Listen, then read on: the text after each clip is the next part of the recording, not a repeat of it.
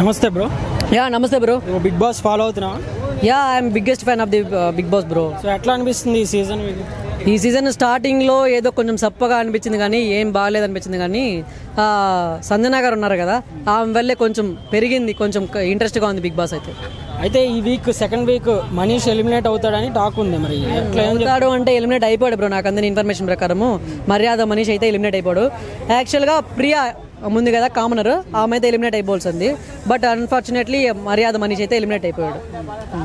Top 5 ఎవరు ఉంటారు అనుకుంటున్నాను? టాప్ 5లో ఫస్ట్ అయితే ఇమాన్యుల్ ఉంటాడు, తర్వాత భరణి, తర్వాత తనుజ గారు, తర్వాత చూసుకుంటే అంతగా చెప్పుకోవడానికి ఎవరు లేరు కానీ కామన్ పర్సన్స్లో అతను ఉన్నాడు కదా, అతని పేరు షోల్జర్ పవన్.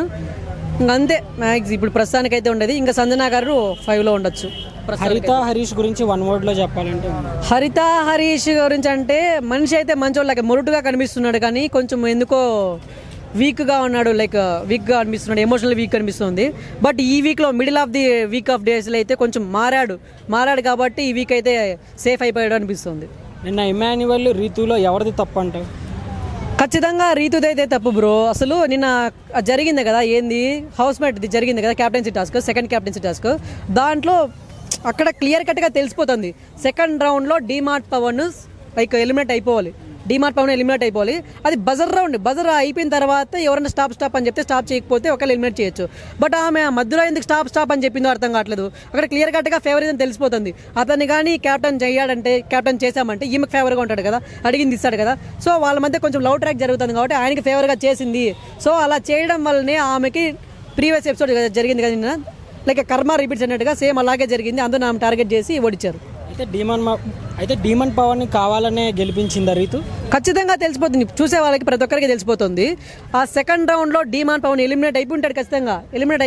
ఆయనకే ఎక్కువ కలర్ ఉంది. ఎలిమినేట్ అయిపోయింటే ఖచ్చితంగా బర్నీ గారన్నా ఇమాన్యుల్ అయినా ఖచ్చితంగా సెకండ్ హౌస్మేట్ అయ్యింటారు, లైక్ కెప్టెన్ అయ్యింటారు ఖచ్చితంగా. ఆమె క్లియర్ కట్గా తెలిసిపోతుంది ఫేవరిజం చేసింది clear cut. Actually Bigg Boss ముందుగానే ప్లాన్ వేశాడు, ఈమెను కానీ సంచాలకుగా పెడితే ఖచ్చితంగా ఈయన డిమాండ్ పవన్ చేస్తుంది, చూద్దామని ఒక ఛాన్స్ ఇచ్చాడు, ఖచ్చితంగా అలాగే చేసింది. అయితే రీతు వీళ్ళిద్దరిని యూజ్ చేసుకుంటుందంటే ఏమంటావు? ఖచ్చితంగా హౌస్లోకి వస్తుంది, తింటోంది, చాక్లెట్లు అడుగుతోంది. ఆమె ఒక మైండ్లో ఫిక్స్ అయిపోయింది. లవ్ ట్రాక్ అంటే అదంతా జెన్యూన్ లవ్ ట్రాక్ కాదు, యూజ్ చేసుకోవడానికి వాడుకోవడానికి. హౌస్లో వాళ్ళు పర్మనెంట్ హౌస్లో ఉన్నారు కదా, వాళ్ళతో సస్టైన్ అవ్వడానికి మాత్రమే అలా చేస్తుంది అంతే.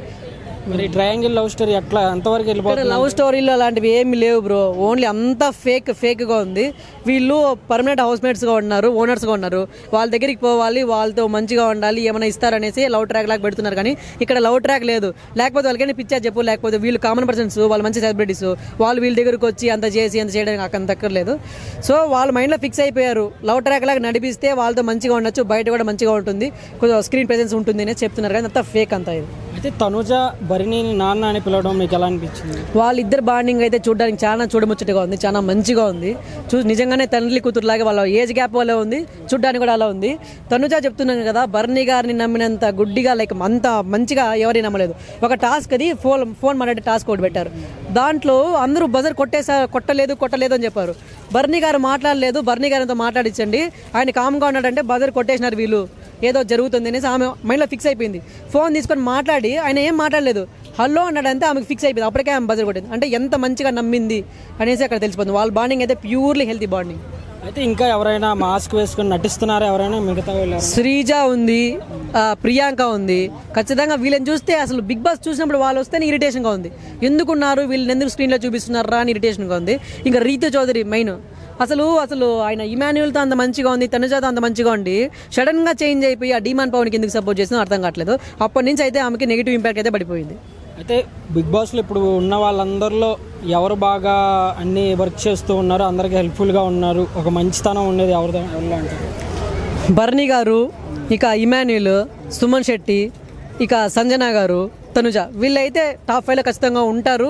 వీళ్ళతో మంచిగా ఉంది బిగ్ బాస్, హెల్తీగా జరుగుతుంది అనిపిస్తుంది నాకైతే. ఎవరు వరస్ట్గా ఉన్నారంటే? వరస్ట్గా అంటే శ్రీజ, ప్రియా, రీతు చౌదరి. వీళ్ళ స్క్రీన్ చెప్తున్నాం కదా, స్క్రీన్లో కనిపించిందంటే ఇరిటేషన్, ఎప్పుడెప్పుడు పోతారా, అసలు నోరు వేసుకొని పడిపోతారు. గేమ్ ఎట్లా ఆడతారేమో కానీ నోరు వేసుకొని పడిపోతారు. బ్యాతు ఎందుకురా ఈ కామన్ పర్సన్స్ని సెలెక్ట్ చేశామా అనిపిస్తుంది, బుద్ధి లేక ఎందుకు సెలెక్ట్ చేశారా అనిపిస్తుంది. అసలు వాళ్ళిద్దరు ఎలిమెంట్ అయిపోతే బిగ్ బాస్ చూడడానికి మంచిగా ఉంటుంది అనిపిస్తుంది. Okay, thank you bro. Thank you so much.